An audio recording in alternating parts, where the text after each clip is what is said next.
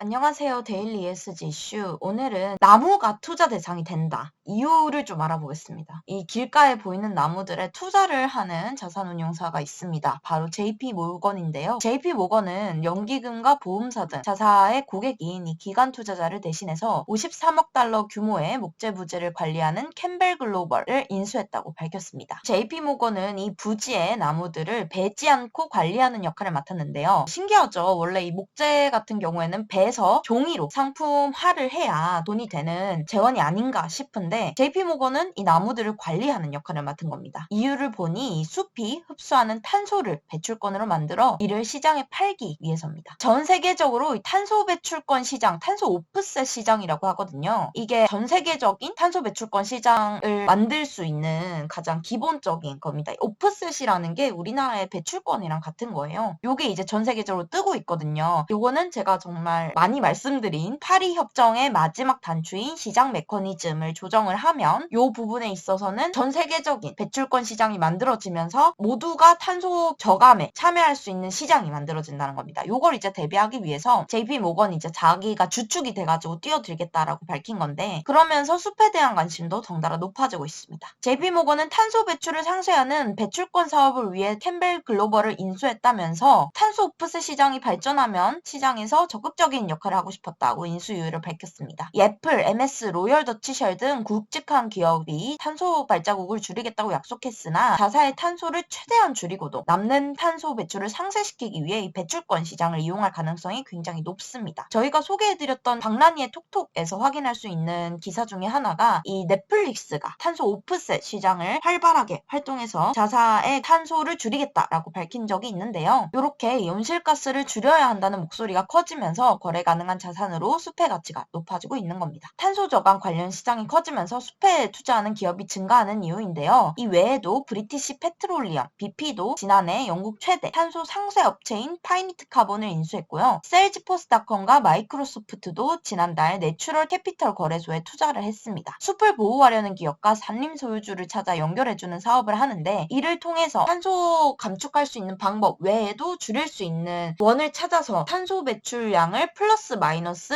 제로로 맞추는 넷제로를 달성하기 위해서 뛰어들고 있다라고 보여집니다. JP모건이 이번에 인수한 이 캠벨 글로벌은요. 호주, 뉴질랜드, 호주, 칠레에서 170만 에이커 산림을 관리합니다. 이중 100명이 숲을 관리하며 나머지 50명은 투자 전문가고요. 30년 이상 숲을 관리해왔으며 최근에는 탄소 시장에 뛰어든 바 있습니다. 월스트리트 저널은 캠벨 글로벌이 관리하는 숲의 가치를 53억 달러로 평가를 한 바 있습니다. 요거를 이제 JP모건이 인수를 하면서 자신들이 배출권 시장의 주도권을 잡겠다는 얘기죠. 국내에서는 숲을 베어서 조성 계획을 마련하는데 숲을 보호하는데 돈까지 들이는 민간 투자사가 나타나기 시작했습니다. 오늘의 데일리 ESG 이슈는 여기까지 말씀드릴게요.